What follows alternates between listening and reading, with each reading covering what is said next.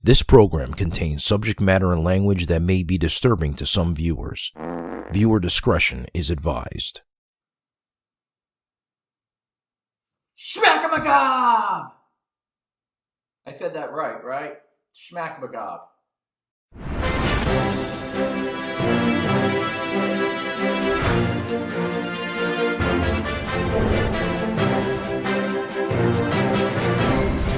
SHMACKEMAGOB, it's time for the news, and a very special thanks to Edwin Canistracci, who left that intro doing SHMACKEMAGOB, jumping up behind the chair. That ruled. Thank you so much, Edwin. And if you want to do a SHMACKEMAGOB in the beginning of the news, or have your kid do it, send it to this email right here. All right, let's get into the news. And man, the past 2 weeks, I've been doing like a little rest in peace. And this week, man, there's 3 people. First, Tim Bogart, bassist and founding member of Vanilla Fudge, and he's also in Cactus and supergroup Beck and Bogart and a Piece. He died at age 76. He's been in poor health for a while. I remember hearing Carmine talking about he wasn't doing too well a month or so ago. And sad to see him go. I'm not too well versed in anything he's done except for Cactus. I dig me some Cactus. That's some good stuff. And also, Sylvanas Messiah. I don't know how to pronounce that. Better known as Sylvain. Maybe I'm pronouncing that wrong. Forgive me if I'm wrong. Songwriter and founding member of the New York Dolls, has died at age 69. Never really into the New York Dolls, but I respect them for all the influence they've done. But yeah, I've heard the New York Dolls, and I know they have a following, a strong following. A lot of you people listening love them. More power to you all. I just couldn't get into it. Then finally, Phil Spector, the music producer responsible for some of the big hits in music and the architect of the wall sound, has died. They said he died from COVID-related complications after being transferred from his prison cell to a hospital.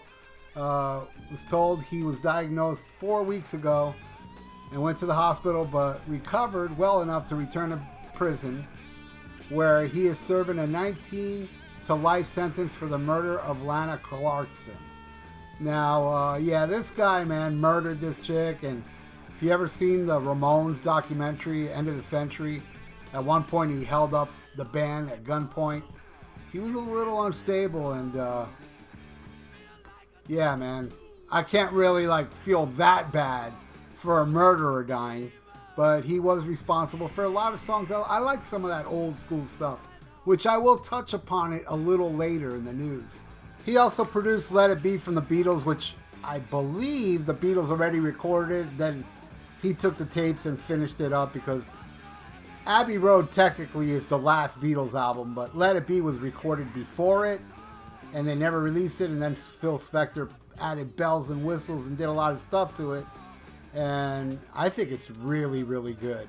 I dig Let It Be. I dig Let It Be Naked too, where they took out all that stuff, but man, I actually prefer this Phil Spector version. All the bells and whistles and stuff he did, like on Long and Winding Road, and a lot of stuff on that album. I mean, the guy was a genius, and he also did the Plastic Ono Band, which is a cool album, and End of the Century, which I mentioned before, and the early stuff like the Crystals and Ike and Tina Turner. Some of that stuff I really dig too. So I will say rest in peace Tim Bogart and Sylvain, but I can't say rest in peace to Phil Spector. Murderer, man. Sorry, can't do it. All right, next story. Scott Rockenfield, the drummer who hasn't performed with Queensryche in 4 years, took to his Facebook page earlier today to write, "Want to hear a fun story? Goes like this. Contrary to any statement or interview coming from other parties, I most definitely did not and have not quit, walked away, retired, or abandoned Queensryche.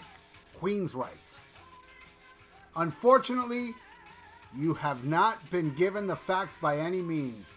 A total cliffhanger, right? More soon." Well, what I heard was initially, he was taking a break from Queensryche because he got a new child or a baby at home or something like that.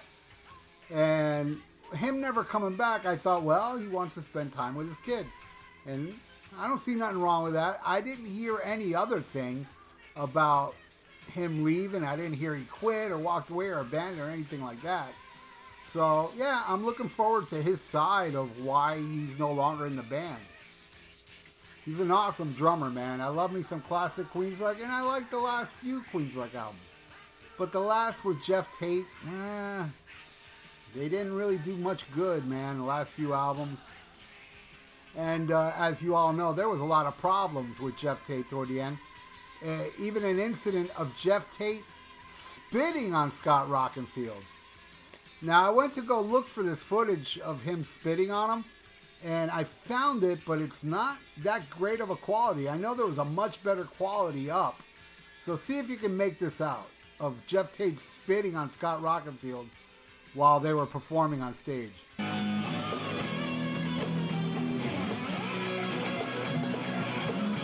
I take that back. Looking at the footage now, yeah, you kind of see it clearly. Though I do remember a much clearer video was up in the past. Anyway, that's some low shit, man. I'm surprised Scott didn't jump off the drum set and just clobber him for that.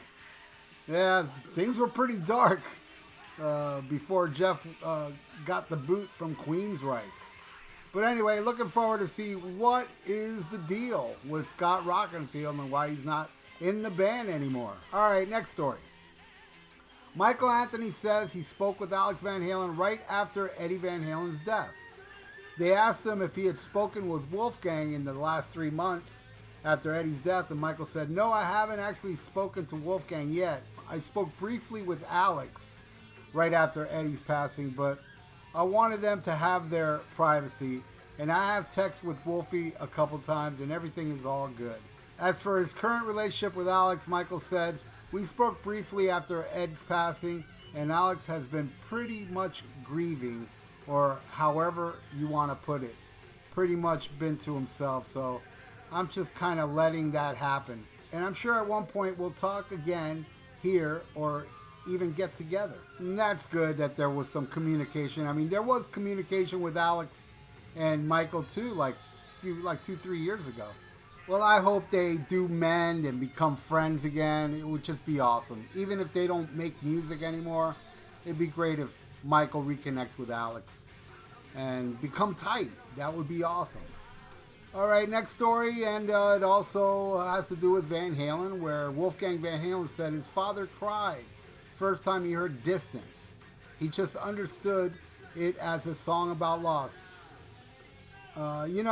I gotta say, most times when people pass away, they write a song about them after they passed away. So it's really cool that Eddie got to hear this song that later became dedicated to him, and that he loved it so much it made him cry. That's awesome. Not too crazy about the song, but you know what? My opinion does not matter on this. It only matters to me. All you people that love that song Distance, I'm wrong. Too bad a lot of people can't feel that way. You know, like a certain video I put up yesterday here on the channel. I say 98% loved it. Thank you all. And 2 pickle whistlers got really upset with me. Wah. I swear, I wish I could give you a binky. Speaking of somebody that needs a binky, Sebastian Bach has once again slammed Chris Jericho over allegations that the Fozzy frontman uses pre-recorded vocals during the live performances. Now, look, I actually agree with Sebastian on this, but he already bitched about it with him, which is cool. I mean, he went into this whole thing like, I bust my ass to sing live and I do all this stuff, and then this guy goes up there pre-recorded. I'm not sure. I've seen some footage of it where people said, look, he's lip-syncing. And it sure looked like he was lip-syncing to me, but hey, who knows? Maybe he's that good. Yeah, I just made it funny. But yeah, Sebastian Bach, look, for a change, I bring up Sebastian Bach and I say something kind of positive. Hey, I agree with you about the whole, I don't want to pay to see a live performance of people up there lip-syncing. Speaking of lip-syncing, Kiss frontman, here it comes, Paul Stanley of Kiff announced debut of Soul Station album Now and Here. I heard it. Look, I'm not going to give away how I heard it, but I did hear the full album like 2 months ago. And the first time I heard it, I was like, not bad. Then I listened to it again, and I was like, I really dig this. Now, is there auto-tune or studio magic of Paul's voice? I personally think so. There's certain parts of the album where I'm like, come on. That's fixed up. Though, I gotta say, his auto-tune is not as annoying as Ozzy's. Because Ozzy's last few albums, man, especially that last one, I cannot stand. There's a texture to Ozzy's voice that's just terrible to me. Where Paul Stanley, it doesn't sound like any texture. It just sounds like, hey man, he can't sing that good. But I will say something positive. I did like the Soul Station album. I know a lot of people don't. I've seen a lot of people online bashing it, saying they hate it. But I'm not them. And they're right. If they think it sucks, it does suck to them. I don't think it sucks. I think it's chill. And like I was saying earlier about Phil Spector, I like that old school stuff, like that old Motown stuff. And as far as I know, it's all covers. I mean, there may be some originals, but most of those songs on there, I recognize. And I dig it. I mean, I can't be, as much as I despise this hypocrite, when it comes to music, I can't lie.